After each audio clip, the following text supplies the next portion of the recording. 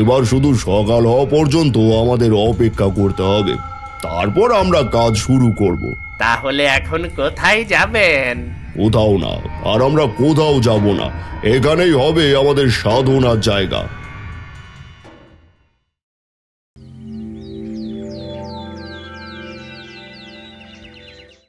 পরের দিন সকাল হলে গ্রামে দেখা দেয় বিভিন্ন বিপর্যয়।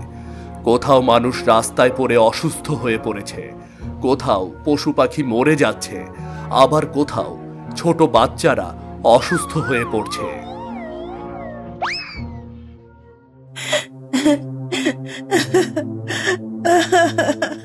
আমার কি সর্বনাশ হলো! আমার মেয়েটা হঠাৎ করে এমন অসুস্থ হয়ে পড়লো কেন?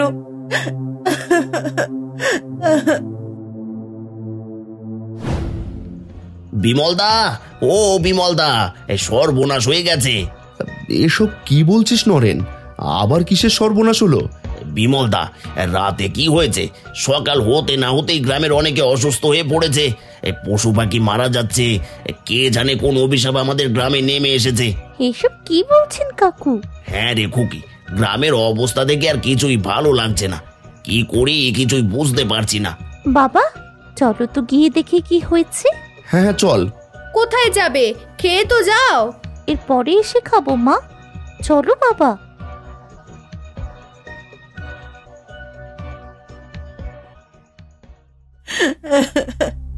আমার সোনা মেয়ে, তোর কি হলো বলতো?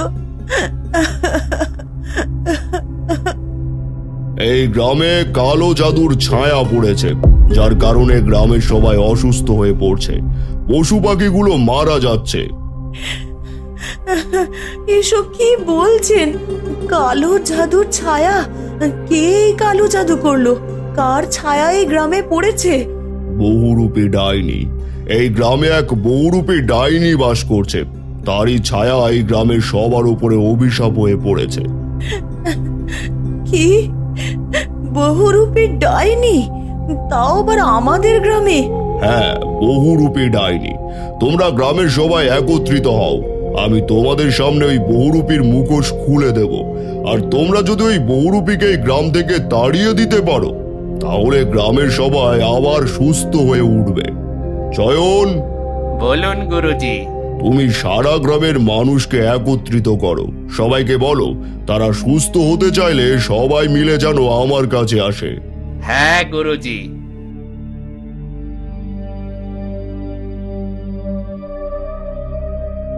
জাদুকরের শিষ্যের কথা শুনে গ্রামের সবাই সুস্থ হওয়ার আশায় জাদুকরের কাছে উপস্থিত হয়। সেখানে খুকি, বিমল, রাজীব এসে উপস্থিত হয়। শোনো সবাই, তোমাদের গ্রামে এক কালো জাদুর ছায়া পড়েছে, আর সেই ছায়া এক বহুরূপী ডাইনির। তোমরা সেই ডাইনিকে এই গ্রাম থেকে তাড়িয়ে দিলে এই গ্রামের সবাই আবার সুস্থ হয়ে যাবে, আবার সবকিছু স্বাভাবিক হয়ে উঠবে। আমরা আপনার কথা বিশ্বাস করব কেন? আপনি কি আমাদের এই সমস্যাকে কাজে লাগিয়ে আমাদের মন জয় করতে চাইছেন? বোকা কোথাকার, আমি সাধক, আমার কোনো অর্থের লোভ নেই। আমার কাজ মানুষের উপকার করা। আমার দিব্য দৃষ্টি দিয়ে এখানকার সমস্যা থেকে সবার পাশে দাঁড়াতে এসেছি। আরে আপনার যদি এতই দিব্য দৃষ্টি থাকে তাহলে বলুন আমাদের গ্রামে সেই বহুরূপী ডাইনিকে। হ্যাঁ, আমি এখনই দেখাচ্ছি।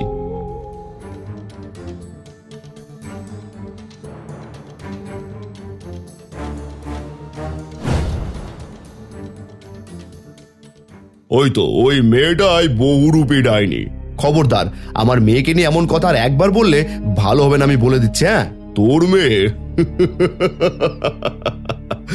আরে সবার সামনে সত্য লুকোলে কি হবে? আমার সামনে সত্য লুকোতে পারবি না। এসব কি বলছেন? ও তো আমাদের বিমলেরই মেয়ে। না, ওর নিজের মেয়ে না। ওই মেয়েটাকে ও জঙ্গলে কুড়িয়ে পেয়েছে, আর ওই মেয়ে কোনো সাধারণ মেয়ে না। ওই মেয়ে হলো বহুরূপী ডাইনি। বাবা, এই লোকটা এসব কি বলছে? তুই এই লোকের কথা বিশ্বাস করিস না, এই লোক একজন ভণ্ড সাধু। তুই আমারই মেয়ে। হ্যাঁ, আমরা এই ভণ্ড সাধুর কথা বিশ্বাস করি না। হ্যাঁ, বিশ্বাস করি না। থামো তোমরা, আমি জানি তোমরা আমার কথা বিশ্বাস করবে না। আমি তোমাদের প্রমাণ করে দেখাচ্ছি।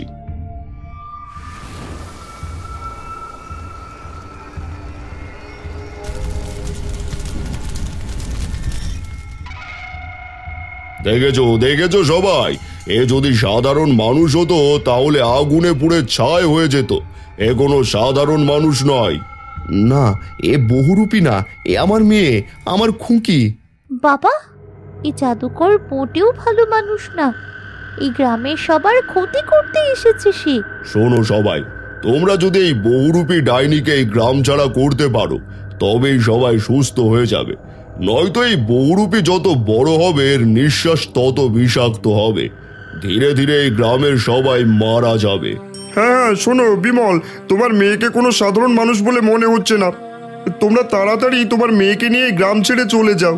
হ্যাঁ, তোমার এই ডাইনি মেয়ে এই গ্রামে থাকলে সবাইকে একদিন মরতে হবে। তুমি তাড়াতাড়ি তোমার মেয়েকে নিয়ে এই গ্রাম ছেড়ে চলে যাও, নয়তো তোমার মেয়েকে এই গ্রাম থেকে তাড়িয়ে দাও। না, আমি আমার মেয়েকে কখনোই তাড়িয়ে দেব না। আমার মেয়ে আমার সাথেই থাকবে। তোমার মেয়েকে তোমার সাথে রাখতে চাইলে তোমাদেরকে এই গ্রাম ছেড়ে চলে যেতেই হবে। হ্যাঁ, চলে যাও, চলে যাও, চলে যাও, চলে যাও। বিমলদা, গ্রামের মানুষ তোমাদের ভুল বুঝছে। তোমরা গ্রাম ছেড়ে চলে গেলেই সুখে থাকতে পারবে। হ্যাঁ বাবা, চলো আমরা অন্য কোথাও চলে যাই। হ্যাঁ, আমরা তোকে নিয়ে অনেক দূরে চলে যাব। আজ থেকে এই গ্রাম ডাইনির কালো ছায়া থেকে মুক্তি পেল। এখন গ্রামের মানুষ ধীরে ধীরে সবাই সুস্থ হয়ে যাবে। গুরুজি, আমরা আপনাকে চিনতে পারিনি, আমাদের ক্ষমা করে দিন। হ্যাঁ গুরুজি, আপনাকে না জেনে কত কথা বলেছি, আপনি সবাইকে ক্ষমা করে দিন। আর আপনি আমাদের গ্রামে থেকে যান, আমরা সব সময় আপনার খেয়াল রাখবো। হ্যাঁ হ্যাঁ, আপনি আমাদের ছেড়ে কোথাও যাবেন না, আমরা সবাই আপনার ভক্ত। তোমরা যখন আমায় গুরু বলে স্বীকার করেছো তখন ভক্তের অনুরোধ ফেলি কি করে? ঠিক আছে, আজ থেকে আমি এই গ্রামে থেকে সবার মঙ্গলের জন্য ধ্যান করব। জাদুকর তার দুষ্টু বুদ্ধি দিয়ে গ্রামের সবাইকে বোকা বানিয়ে গ্রামের মধ্যে তারা আস্তানা করে নেয়। এদিকে বিমল তার মেয়ে স্ত্রীকে নিয়ে গ্রাম থেকে একটু দূরে নদীর ধারে একটা বাড়ি বানিয়ে নেয়। এতে নরেন বিমলকে অনেক সাহায্য করে। বিমলের বাড়ি অনেক দূরে হলেও অজয় ঠিকই খুকির সঙ্গে রোজ দেখা করতে আসে। এভাবে দিন যেতে থাকে। জাদুকর তার শক্তি বাড়ানোর জন্য গ্রামের যুবতী মেয়েদের ধরে এনে তাদের শক্তি শুষে নেয়। এরপর তাদেরকে পুড়িয়ে ছাই করে দেয়। এভাবে কেটে যায় আরো 6টি বছর। এখন খুশি ও অজয় অনেক বড় হয়ে গেছে। খুকির 18 বছর পূরণ হতে আর মাত্র কয়েকদিন বাকি আছে। খুকি, তুমি তো এখন অনেক বড় হয়ে গেছো। এবার বাবাকে বলে তোমাকে বউ বানিয়ে আমাদের বাড়িতে নিয়ে যাব। কি করে নেবে? আমার তো গ্রামে যাওয়াই বারণ। গ্রামের সবাই তো আমাকে ডাইনি মনে করে। সবাই ডাইনি আর যা ভাবে ভাবুক না, তুমি আমার সারা জীবনের সাথী। প্রয়োজন হয় আমিও তোমাদের এখানে একটা ঘর বানিয়ে তোমাকে নিয়ে থাকবো। ঠিক আছে, এবার যাও। এমনিতেই আমার শরীর ভালো নেই, তারপর আবার কিছুক্ষণ পর সন্ধে নামবে। ঠিক আছে, ভালো থেকো। আর কাল কিন্তু আবার আসবো। ঠিক আছে, যাও।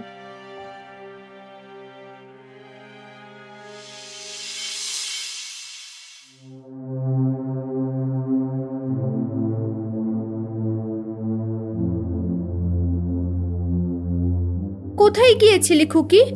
অজয় এসেছিল মা, ওর সঙ্গেই দেখা করতে গিয়েছিলাম। একমাত্র ওরাই আমাদের খোঁজ খবর নেয়। ছেলেটাও অনেক ভালো। যা, এবার বাড়ির কাজগুলো সেরে নে। আমার শরীরটা ভালো নেই মা, পিঠটা কেমন যেন ব্যথা ব্যথা করছে। আমি কাজ করতে পারবো না। পিঠ ব্যথা করছে কেন? কি হয়েছে পিঠে? কি জানি হঠাৎ এমন কেন ব্যথা করছে। ধীরেই মনে হচ্ছে ব্যথাটা বাড়ছে। ঠিক আছে, ভিতরে গিয়ে শুয়ে থাক, ঠিক হয়ে যাবে।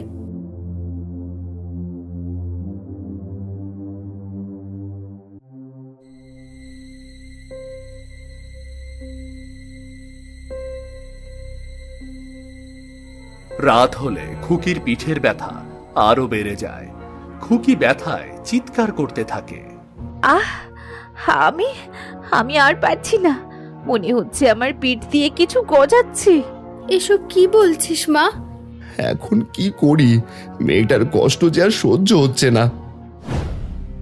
বিমলদা, সর্বনাশ হয়ে গেছে।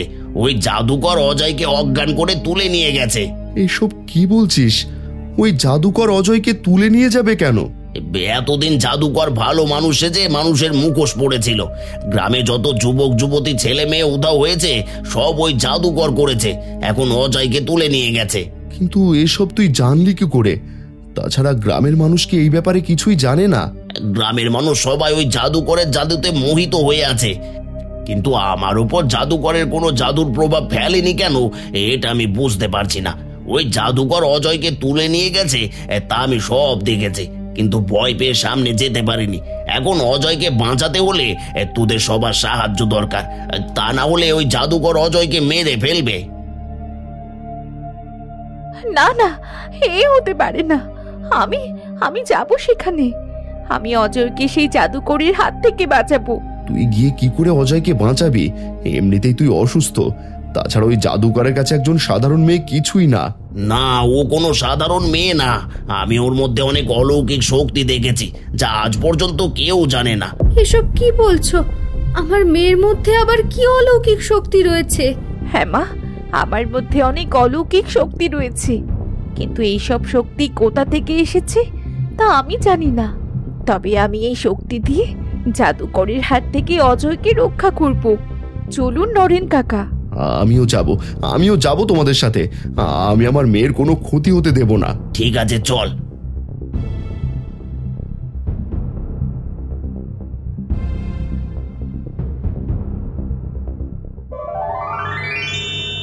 এ কি, তোমরা কারা? তোমরা আমাকে চিনবে না। আমি পরিরাজ্যের রানী। আমি তোমাদের খুকির মা আর ও ওর বাবা। এসব কি বলছো? তোমরা ওর মা বাবা মানে? হ্যাঁ, সেদিন জঙ্গলে আমরাই খুকিকে রেখে গিয়েছিলাম। কিন্তু সেদিন রাত্রে কেন তোমরা ওকে রেখে গিয়েছিলে? কারণ ও আমাদের পাপের ফল।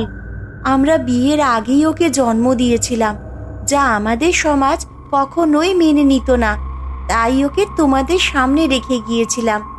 আজ ওর 18 বছর পূর্ণ হয়েছে, যার কারণে ওর পাখা গজাতে শুরু করেছে। আর কিছুক্ষণের মধ্যেই ওর ভিতরে অনেক অনেক শক্তি চলে আসবে। তারপর ও আমাদের মতন উড়তে পারবে।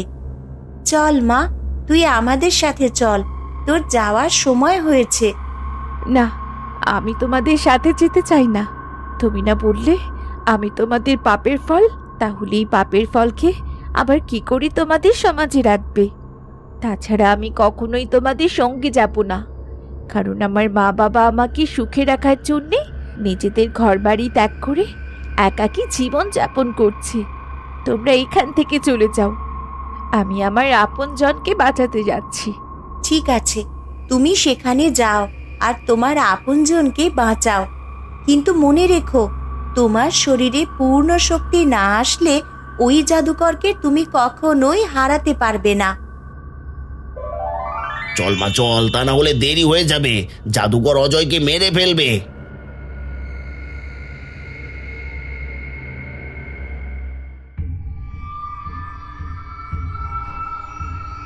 আজ আমার সাধনার শেষ দিন। এই দুইজনকে সঠিক সময়ে বলি দিতে পারলে আমি চিরতরে অমর হয়ে যাব। আমার মন্ত্রপাঠ শেষ হলে তুই এই দুজনকে বলি দিয়ে দিবি। হ্যাঁ গুরুজি। অং ব্রিং ত্রিং রিং রিং অং রিং ব্রিং ত্রিং রিং। দুষ্টু জাদুকর, বন্ধ করো, বন্ধ করো তোমার মন্ত্র। তোদের এত বড় সাহস, তোরা আমার কাছে বাধা দিচ্ছিস? হ্যাঁ, শুধু বাধা নয়, এবার তোমাকে উচিত শিক্ষা দেবার জন্যেই আমি এখানে এসেছি। তাড়াতাড়ি ছেড়ে দাও ওদের, নয়তো তোমার ভালো হবে না বলে দিচ্ছি। তোর মতো সাধারণ একটা ডাইনি আমার কিছুই করতে পারবি না। শুধু শুধু আমার হাতে মরতে এসেছিস? হ্যাঁ,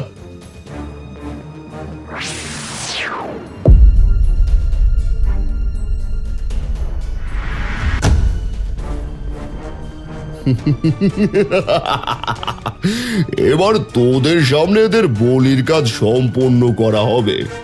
এখন কি হবে? ওই জাদুকর যে অনেক শক্তিশালী, কি করে আমরা অজয়কে বাঁচাবো?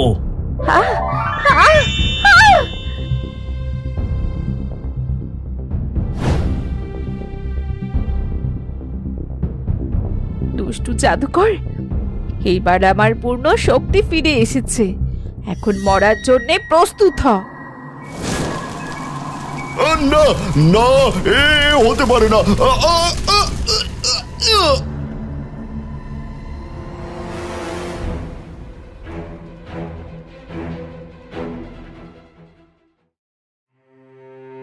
শেষ হয়ে গেছে, ওই জাদুকর শেষ হয়ে গেছে। অজয়, খুকি আজ তোর প্রাণ বাঁচিয়েছে। খুকি, তুমি এই পরীর পোশাকে কেন? কারণ আমি কোনো মানুষ নই, আমি একজন পরী। আর আজ আমি আমার বাবা মার পরিচয় পেয়েছি। তুমি মানুষ নও? তাহলে কি আমি তোমাকে পাবো না? হ্যাঁ, পাবে, কারণ আমি তোমাকে ছেড়ে কোথাও যাব না। না খুকি, তোমাকে যে আমাদের সঙ্গে চলে যেতেই হবে, কারণ এখন তোমার শরীরে পাখা গজিয়েছে। তুমি তো তোমার পাখা লুকিয়ে রাখতে পারবে না। চলো, আমাদের সাথে চলো। না, আমি তোমাদের সঙ্গে কোথাও যাব না। এই নাও অজয়, তুমি এই তলোয়ার দিয়ে আমার পাখা দুটো কেটে দাও। আমি তোমাদের ছেড়ে কোথাও যেতে চাই না। না খুকি, এমনটা করো না, তুমি ব্যথা পাবে। আমি যতই ব্যথা পাই না কেন, আমি কোনো দিন এদের ছেড়ে যাব না। অজয়, তুমি আমার পাখা দুটো কেটে দাও।